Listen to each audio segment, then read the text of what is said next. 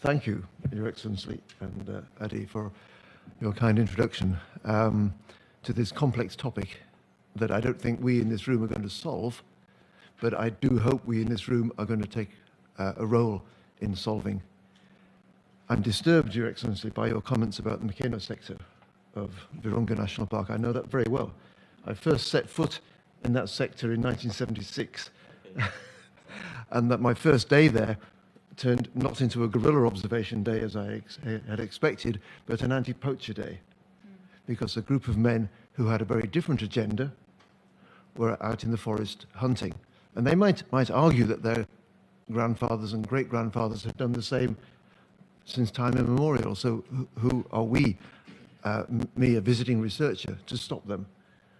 But as you well know, that is Africa's first national park, declared in 1925, and perhaps one of the best protected national parks in the world.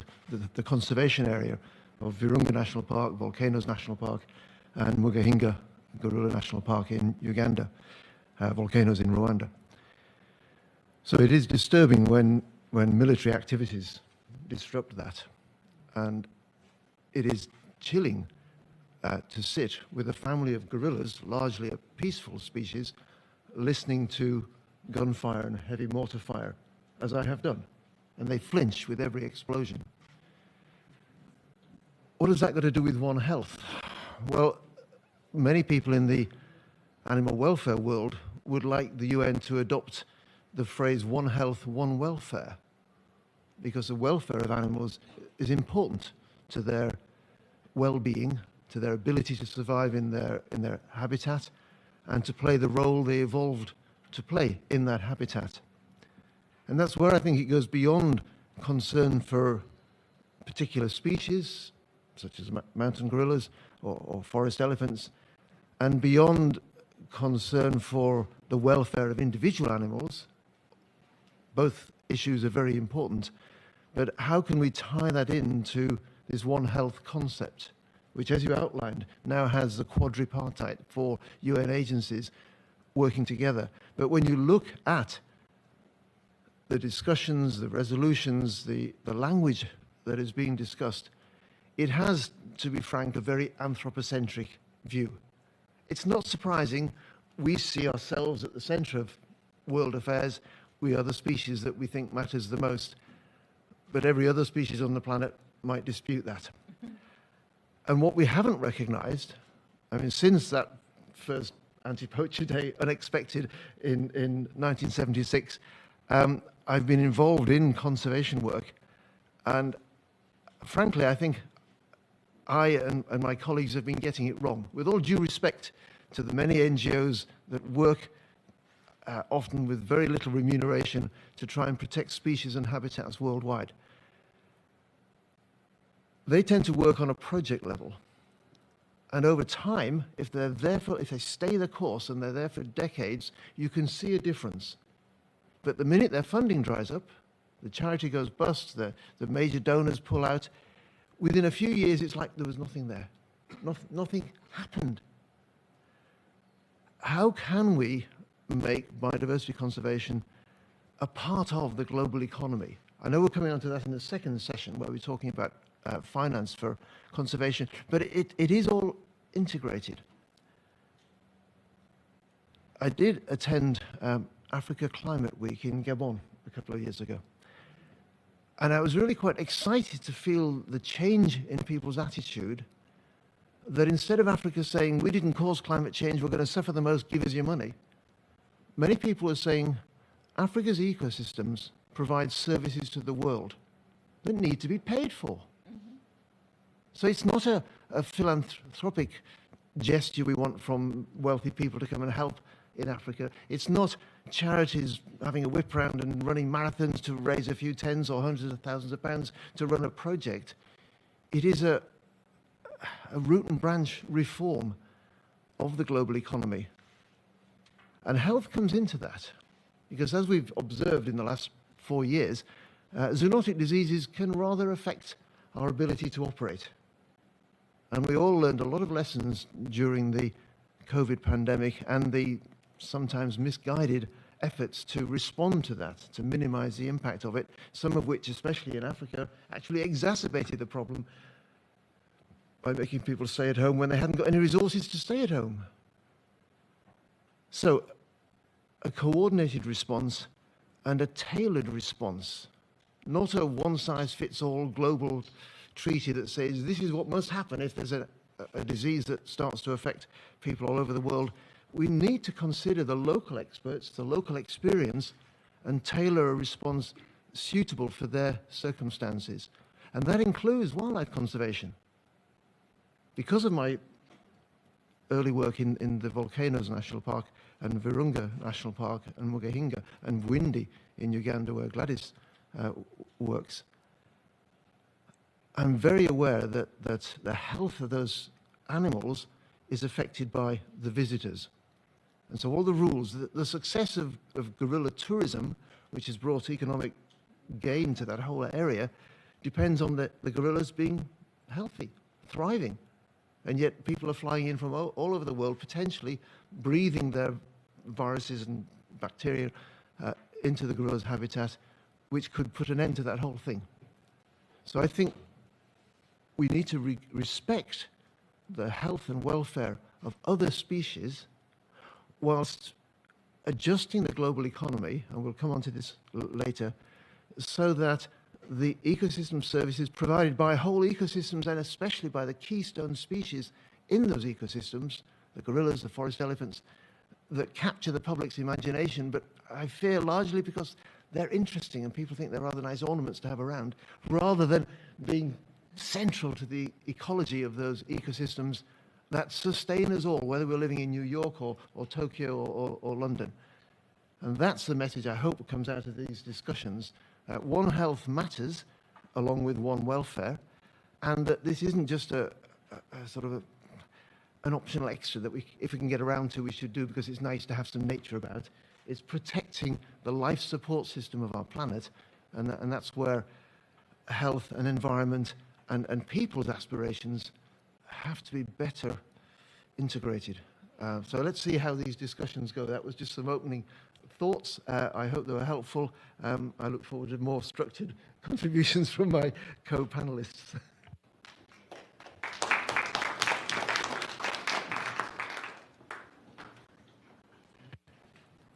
Hi, everyone. Gladys, you want to go next?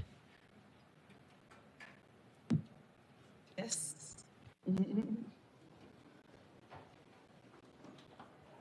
Hello, everybody. I'm very excited to be here today. Thank you so much, Dr. Ian Melbourne, for the wonderful introduction. I was really touched in the opening remarks of the ambassador when he said that, when he talked about the mountain gorillas in his speech, and talking about rainbow activity in the park and how it's affecting the mountain gorillas. And Ian has brought up the topic of tourism, which is a big benefit for mountain gorillas, but also affecting the mountain gorillas in one way or another. And really excited to be here. I've been working with mountain gorillas for close to 30 years when I started out as a vet student in 1994. And then worked as the first veterinarian for the Uganda Wildlife Authority in 1996. And then we later set up an NGO to focus on an issue to do with One Health. One of the first cases I had to deal with was when people made gorillas sick. And these were not actually the tourists who were all concerned about, and that was the reason I was hired. People were concerned that tourists could come and give a fatal flu to the gorillas, such as something like COVID-19. But actually what ended up affecting the gorillas was not from tourists. The first disease we got at Bwindi, Impenjabo National Park, which is home to just under half of the world's mountain gorillas. It was actually a disease from the local community. And so it was all an issue of poverty, high human population growth rates, and them cutting the habitat of the gorillas so that once they lost their fear of people, they started to range in places that they used to range before gorilla tourism began and before their habitat was cut. And apparently they picked up scabies from the local community. A baby gorilla died and the rest only recovered when we treated them with ivermectin. And it made us think, where could this have come from? We needed to and we felt that we needed to start improving the health of the people together with the gorillas. So 4 years after that, we founded an NGO, a non-profit, Conservation Through Public Health, to address this particular issue. And this was in 2003, at a time when people didn't really understand One Health. And basically One Health is addressing the health of people, animals, and the environment together. Because if you do it separately, you won't be able to prevent disease transmission. You won't be able to stop fatal diseases going to gorillas, whether it's from the local community or the tourists or any other species. You won't be able to stop people eating bushmeat that can make them sick. So diseases jump in both directions. And so in our program at Conservation Through Public Health, we promote biodiversity conservation by enabling people to coexist with gorillas and other wildlife through improving the health of the people, the health of the wildlife and the livestock, and the livelihoods of the local communities. Because health is another dimension of poverty, and it's related. When people are poor, they're less likely to be healthy. And so we are improving the livelihoods of coffee farmers bordering the park. And in our program, we really look at disease transmission between people, gorillas, and other wildlife and livestock. We regularly carry out zoonotic disease surveillance to prevent and control disease transmission. And then we also strengthen community-based healthcare. So we work with village health and conservation teams in Uganda. In Congo, you call them community health workers, so community conservation health workers. And other places in the world, they're called community health workers. But we teach them to do both health and conservation work together. And by promoting health and conservation together, they're able to improve the health of the communities and their well-being, which not only reduces the threats to wildlife, such as closely related great apes, like gorillas or chimpanzees, but it also makes them have a better attitude to conservation, because you're showing them that you also care about them, and not only the animals and the forests. But also in protecting these endangered species, which are charismatic, you're protecting our forest, which is a very important water catchment area. And within this forest, there are other species. Some are charismatic, some are not. In the case of Bwindi, there's also chimpanzees, elephants, pangolins, but there are other less charismatic species, like duiker, bush pig, over 300 species of birds, over 200 species of butterfly. But it's also, with the trees, they're a very important climate modulator. And so One Health basically looks at protecting the health of the people, the animals, and the environment together and not separately. And through our work, we're able to bring the Ministry of Health, the Ministry of Tourism, Wildlife and Antiquities, the Ministry of Agriculture, Animal Industry and Fisheries together to talk about issues that they wouldn't ordinarily talk about together. That's just one example, but there have been several others that we're dealing with. And of course, when the COVID pandemic came, it really made people understand the importance of One Health. Because a lot of the time people wonder why bother addressing human and animal health together, or conservation and public health together. But the pandemic showed that if you don't look at them holistically and address them together, you won't have holistic outcomes. And you can't prevent, it's harder to prevent the next pandemic. And so, yeah, we still don't know where the virus came from, but it has jumped from people to animals and animals back to people. And so this is an area that we all need to be very concerned about.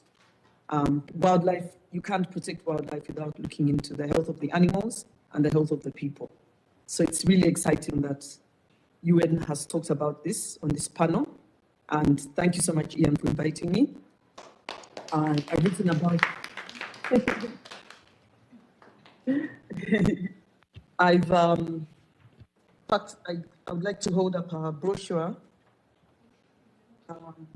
that we put up together on responsible tourism to great apes. It's both in English and French, and talking about how to prevent COVID-19 and other diseases to great apes, especially during places like the pandemic. How can we prevent some other fatal disease coming through that affects both people and wildlife and other animals? I also wrote about it in a book that I recently published, Working with Gorillas, where there's a whole section on One Health. Because you can't really protect gorillas without thinking about the One Health issues. Well, thank you so much, and I look forward to continuing this discussion on this forum and this platform. Thank you.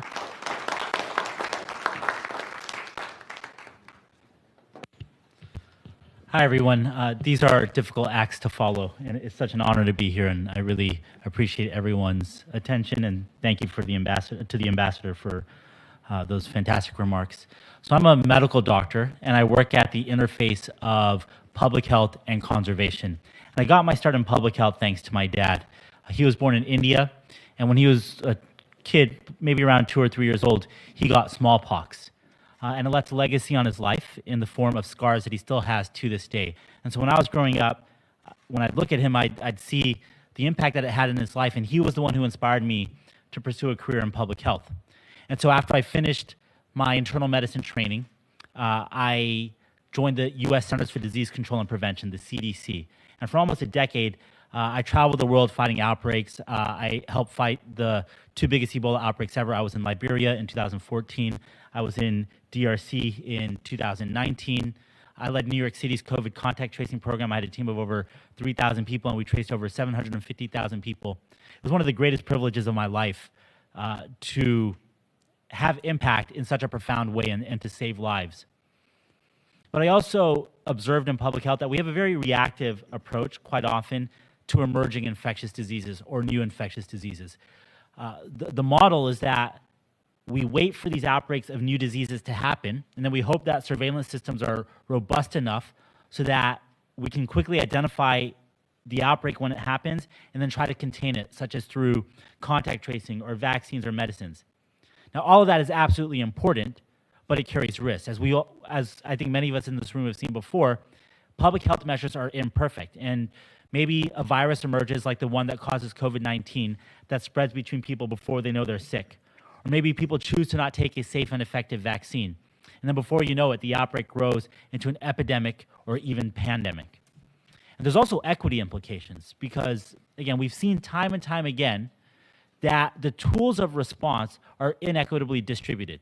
The people who are in greatest need often have least access to those vaccines. And even now, years after COVID and Mpox spread globally, we still have inequitable access to vaccines for those 2 diseases.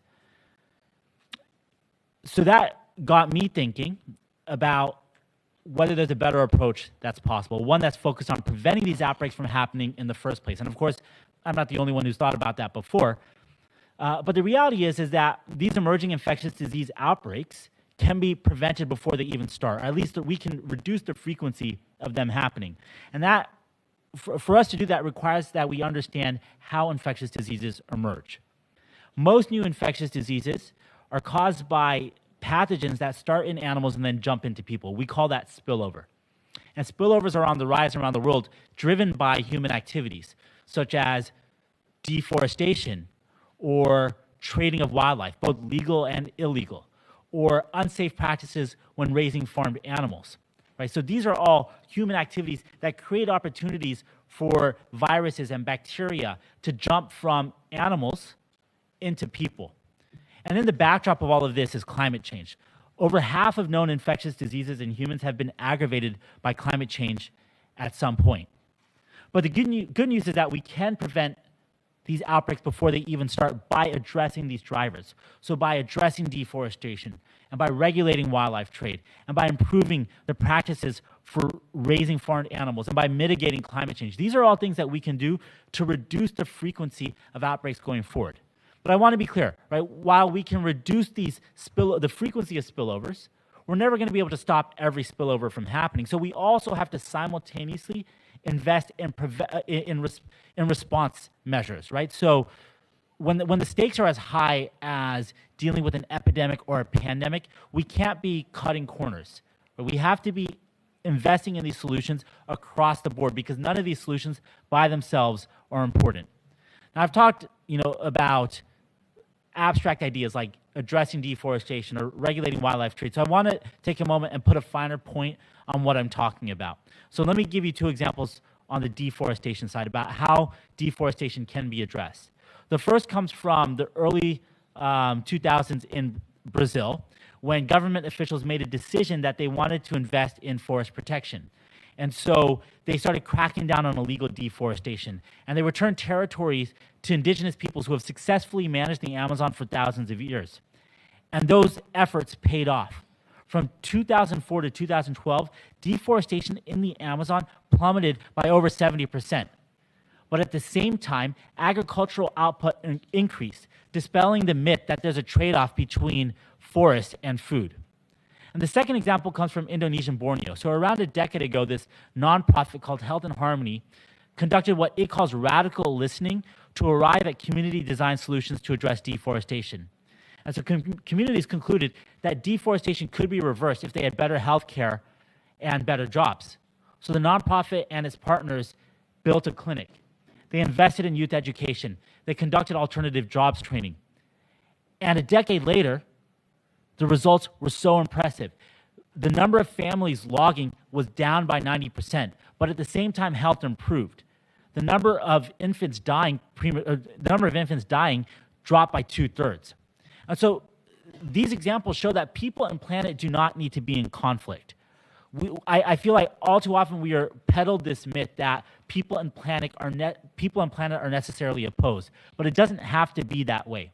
And I'm really thrilled and inspired that there is this growing climate and health movement that we're seeing around the world. For example, at last year's COP28 in Dubai, there was the first ever Climate and Health Day. It is striking that it took 27 COPs to get to that place, because the way that most people will experience climate change is through impacts on their health. But at least now there is a Climate and Health Day. And over 140 countries signed a declaration to accelerate action on climate and health. So there are growing movements to use this One Health approach to address climate change and improve human health and save nature at the same time. And we need to be leaning into those. We need to be finding these win-win-win solutions where they exist, because they do exist. And when we invest our money in those solutions, every dollar spent goes a very far way.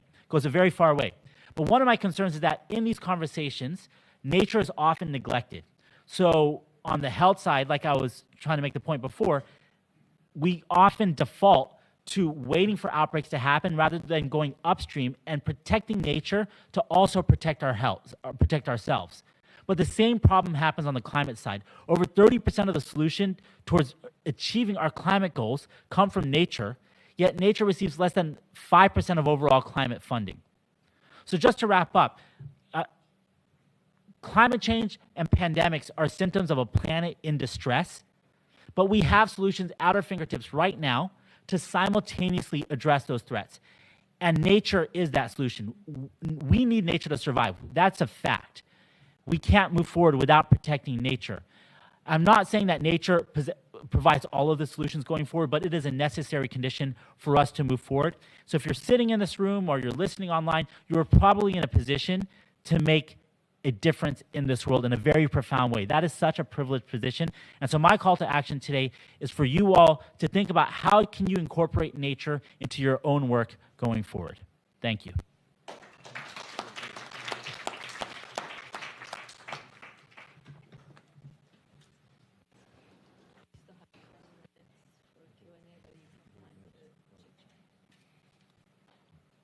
Well, sorry. I'd love to hear, so we're going to do a Q&A, I think, maybe in the next, 10 minutes or something like that.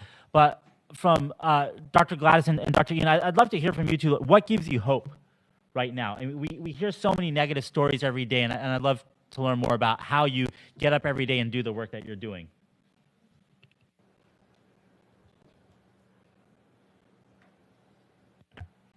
After you, Gladys. You're getting up in Bwindi.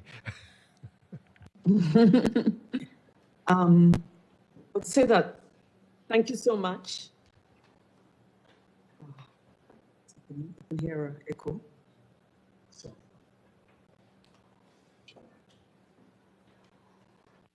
Hear an echo.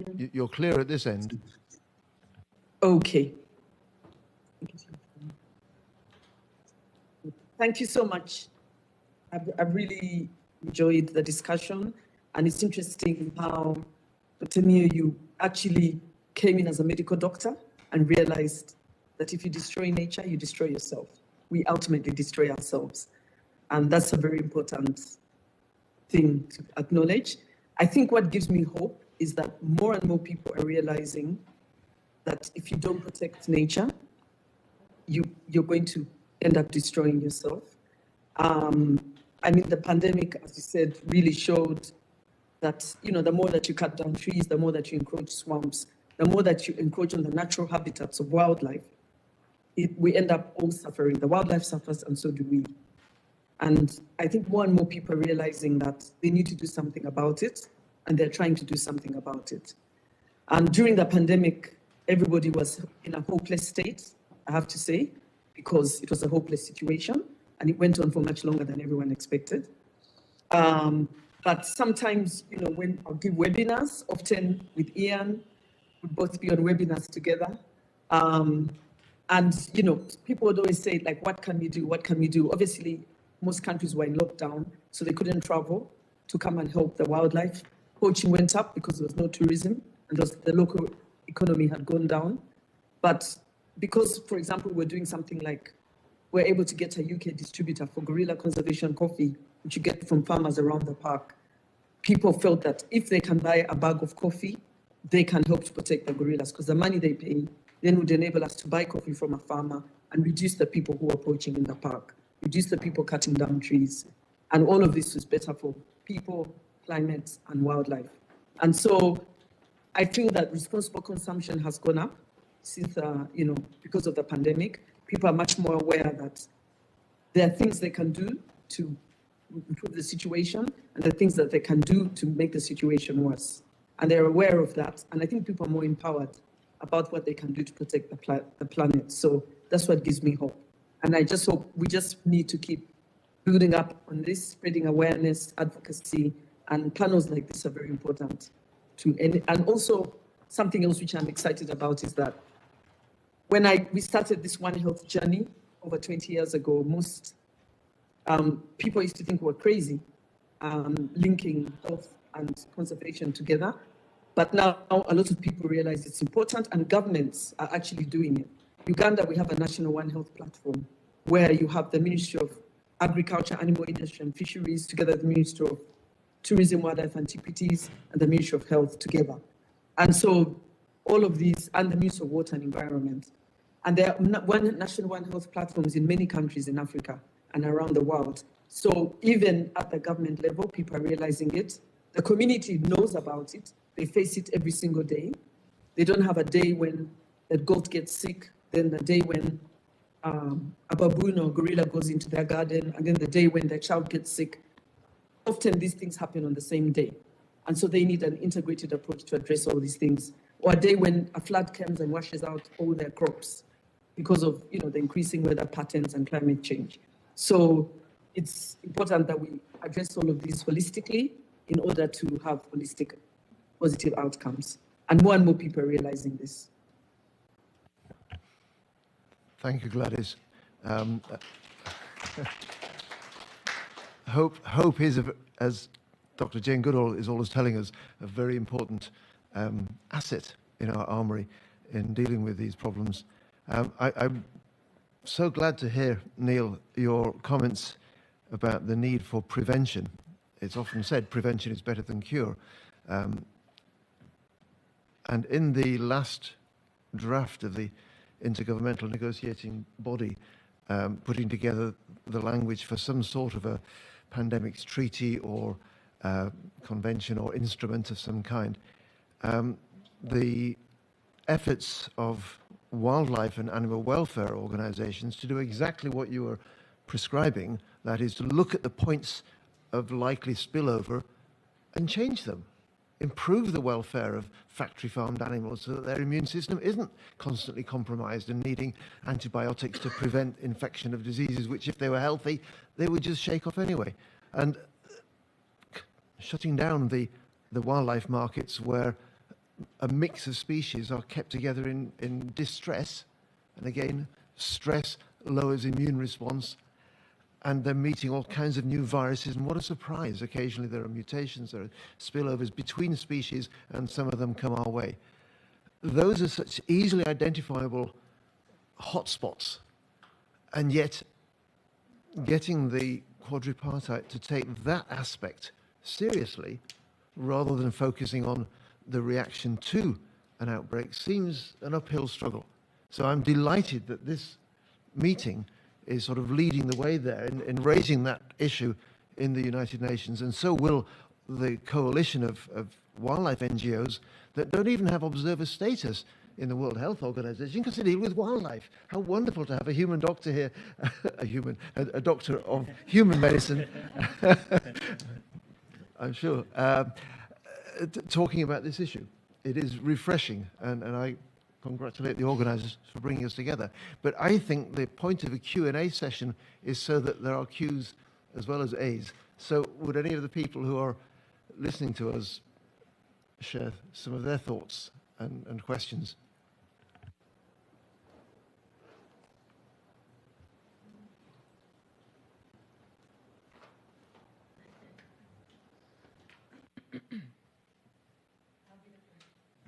Can you press your button and lean into the microphone?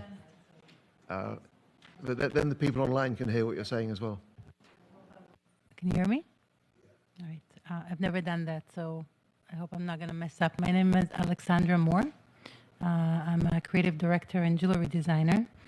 I've been following Aday's work for a long time and actually participated in one of her events a few years ago. Part of my work... At the launch. At the launch, correct. Part of my work as a jewelry designer has been to try and use the platform of jewelry to make the world a better place, as off as it might sound, in fine jewelry. And I happened to come across a nut from Ecuador, from the Amazon, called tagua seed, and which is a botanical alternative to elephant ivory.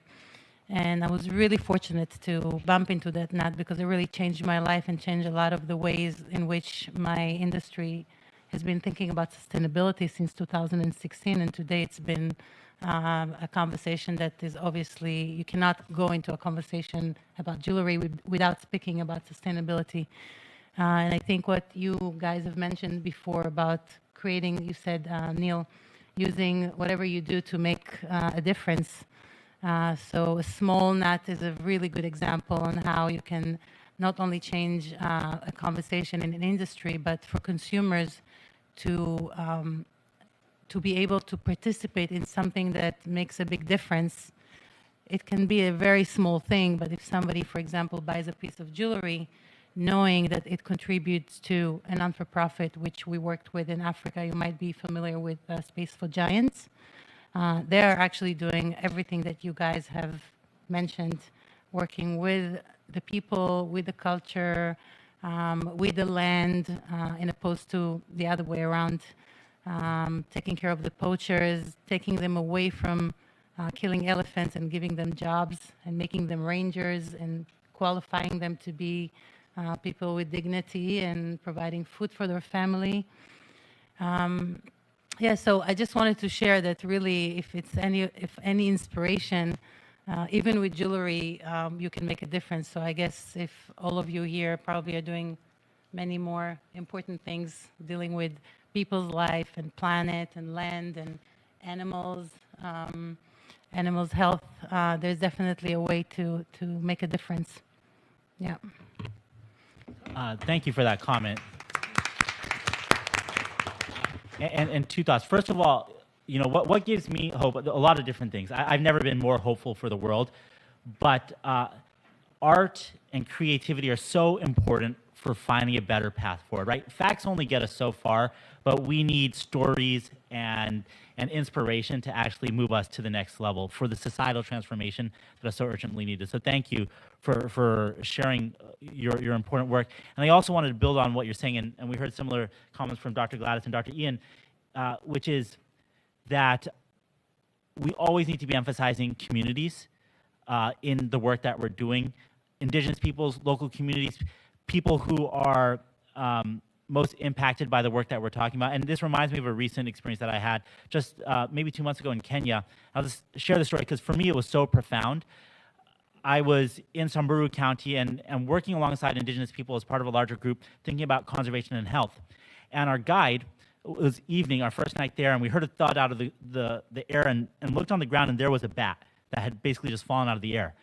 And our guide quickly picked up the bat and moved it to the side. And now I'm a bat-borne disease expert. And so I got worried, is he going to get exposed to some type of pathogen? This bat might have been sick. So I immediately told him, you know what, just wash your hands. You could be exposed to something. And he very happily complied. The next night, right before dinner, again in the evening, my colleague from Europe looked down at her foot, and there was a tick feeding on her. And so the same guy immediately went there and ripped the tick off her foot and was about to crush it with his hands. And we both told him, oh, hold on, you know, this tick might have certain pathogens like Crimean Congo hemorrhagic fever. Put it down and crush it with a rock. And again, he happily complied. And then he looked at us and he playfully said, you know, I've been catching bats and ripping ticks off of cattle with my teeth since I was a kid, and I've never gotten sick. And that was such a humbling moment. It reminded me that I'm a New Yorker. What do I know about Samburu County? You put me out in Samburu County, and within an hour, I'm dead. A lion would have eaten me, or a hyena would have gotten me. Something would have happened, whereas he has survived his whole life there. And so we have to approach this conversation with humility. And indigenous peoples are the greatest custodians of nature. Over 80% of the world's biodiversity is in the hands of people who make up 5% of the world's population or less. So, you know, I just appreciated your comment. Thank you. Talking about indigenous people, working with the Tagua State as well as working last year, I had the privilege to work with the Niger government. What I noticed more so there than anywhere else I've been traveling in is that there is a sense that we come to change something, that we know better. I think that mindset, if anything, that's the first thing that needs to change. We are coming to actually learn. I spent a couple of years in Bali, and one of the greatest gifts I got from the chef who worked with us during my stay there. One morning I woke up and I told him, thank you so much for making breakfast for us. It was just so delicious. Thank you for working for us. Something like that I said. And he looked at me, 60-something-year-old man, smiling at me and saying, Ibu Alexandra, I'm not working for you. You are my guest. And that sentence changed how I looked at things while I was staying there and anywhere I traveled in the world, because I think really we're New Yorkers, wherever we come from around the world, the first thing we need to understand that we're visitors and we need to respect the culture and the people and ask them what they need, as opposed to coming and tell them what they need to do or change. Which is why I'm so glad that you mentioned Health in Harmony's radical listening, because that radical listening idea is such a profound phrase. I want to swap some bat stories with you. Having lived in Kittim Cave for 6 months, which is full of bats and has a circumstantial connection to Marburg, but they never found it, Marburg virus, they never found it in the cave. And one of my oldest friends there was born in Kittim Cave and lived there with his family before it became a national park on Mount Elgon in Kenya. But that aside, the gentleman here was going to share some thoughts. Everybody hears me? Yes. Okay. My name is Wayne Lau, and I come into this forum or meeting without knowing that gorillas would be contracting COVID. I own a patent on a quick test for COVID, and I'm making a pledge. I don't know how to save them, but I'm making a pledge. I will waive the license fee if any manufacturers out there making this test kit for the wildlife, for your gorillas, for Africa. So for the host, if you want to look for those information, you can come contact me. And I also want to make another announcement. Actually, within this room, there's another person who have donated a lot of things for the COVID. And at that time, my stuff wasn't even out. But right now, I have a test kit. It's called a quick test kit locking mechanism, which I think actually would work in the wildlife. You test it, you lock it, you throw it in the box, and then you can bring it back into the, let's say, the big labs. Instead of a little paper, and then have the technician write down all this information, no need for that. You just click it and then throw it back. So I'm making a pledge. We will, me and Dr. Ka-Sing, my partner in this invention, will make it free license for you guys. Thank you. You're putting a Thank you smile so on much. Gladys's face. We'll follow up with you. Thank you so much. No, I think so many great comments have been shared today and perspectives, and this is a conversation that we keep needing to have. Dr. Ian, you brought up threats, pandemics, climate change, the mass extinction of species, misinformation, right? These are all factors that we can, however, overcome, and nature, again, is a critical solution for a path forward. So I urge you all to bring in nature into your work. Sir Gary, thank you for your comments. Water access is absolutely critical, and that's only an issue that will get worse as temperatures around the world go higher and higher, creating human-animal conflict. So appreciate your comments, and thank you all so much for your time today. Really appreciate it. Yes, yeah, we still have time. Thank you. A word about water. Almost all of you, on thinking of water, will be thinking of it in its liquid form, the most familiar to us. If we live in colder parts of the world, we might sometimes see it in its solid form. But the way that water is transported around the world is as invisible water vapor. And how does water vapor get into the atmosphere to travel around the world?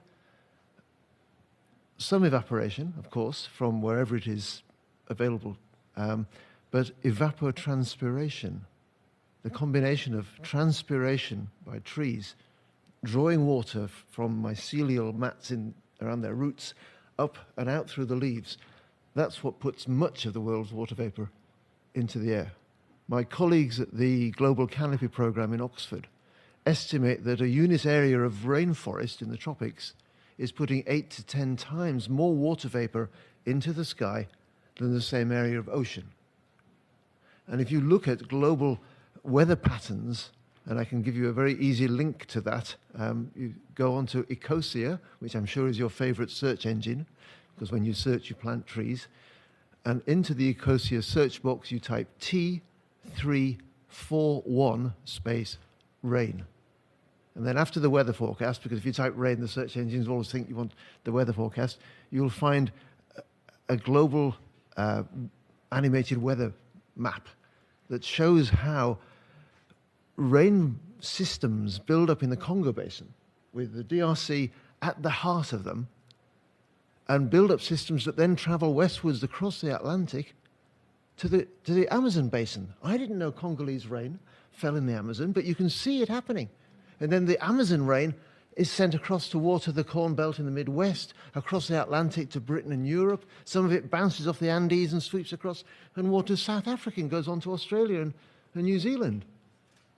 And when you look at that distribution of water globally and see the pulsing of the daily rainfall in the tropical rainforests of Amazonia, Congo-Guinean forests, and the forested islands in Southeast Asia, you see that those are like the three ventricles of a global heart, pumping water around the world, filling aquifers, watering crops, and driving hydroelectricity. So if you get your electricity in England from Scottish Hydro, not a penny of your bill goes to protect the forests in Africa, which are pumping the water in the air that eventually moves around to fall in Scotland. So I think we need a more global view of the importance of water in all its forms, and the role of the forest elephants and the gorillas that disperse the seeds that grow into the trees, that put the water into the atmosphere, to keep the hydroelectric schemes going around the world and water the crops wherever they're growing, because we all depend on that. And yet, as we'll discuss in the next session, the global economy does not pay for that service, and we have to change that. Oops. Yeah. We still have time for Dr. Gladys. Yeah. Thank you so much again, Ian, for talking about the water issue.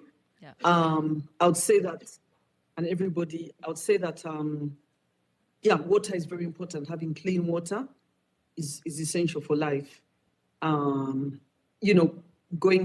when I focus on my area of zoonotic disease, a lot of waterborne pathogens pass through water. Giardia, Cryptosporidia, so many of them go through water. Drinking and dirty water and clean water has resulted in a lot of deaths that could have been avoided both in people and animals. So the role of water is important. We try and prevent sources that are shared between people, livestock, gorillas, in the forest or outside the forest is something that we try and prevent them. People should drink water which is from a protected source and is boiled. Could dig cattle water troughs to stop cattle defecating in the water, because obviously the wildlife is still going to go through the water.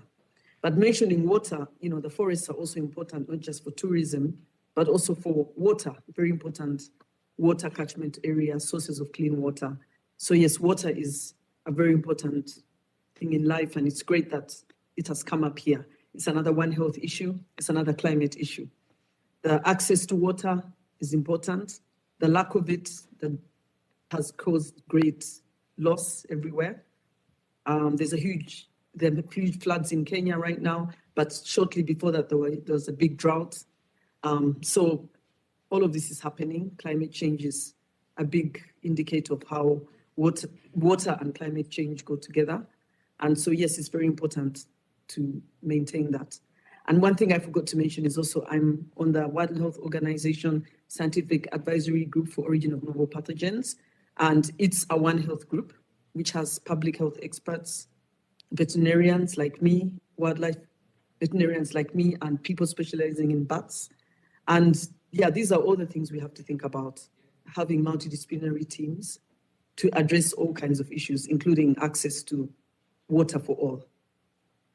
Thank you. You want to say one more thing? Thank you, Gladys. As always, hitting the proverbial nail on the head. Water is not just an issue that climate change is affecting. I would just like to say in this forum that the water cycle is at least as important as the carbon cycle in combating climate change. There is a group called the Eco Restoration Alliance, which is focusing on that because, and I've seen this, the Mount Elgon National Park in Kenya, which I mentioned, I studied elephants in caves and lived with bats. I was once standing on the edge of the forest with a thermal camera, filming the difference between the forest edge and the agriculture, which a few decades ago was forest. And the fields are hot, hot, hot, soaking up the sunshine, and the forest is cool because of the evapotranspiration. And yet we are reducing the area of forest on the planet, so the surface is getting hotter, and we're losing that cooling effect. Why does it feel so good when you walk under trees? Because they provide shade, but they also cool the air. So planting trees or protecting animals who disperse seeds of trees in their droppings is a very effective way of combating climate change, not just because of the carbon sequestration, but restoring the water cycle. And as Gladys and Sir Gary say, providing clean water for all that falls out of the sky, but it doesn't fall out of the sky if it hasn't been put in the sky. That's why we need the trees, the big old trees, not just the new little saplings, the trees that the elephants and the gorillas planted perhaps 500 or 1,000 years ago in the Congo Basin. That's what we have to protect. Thank you.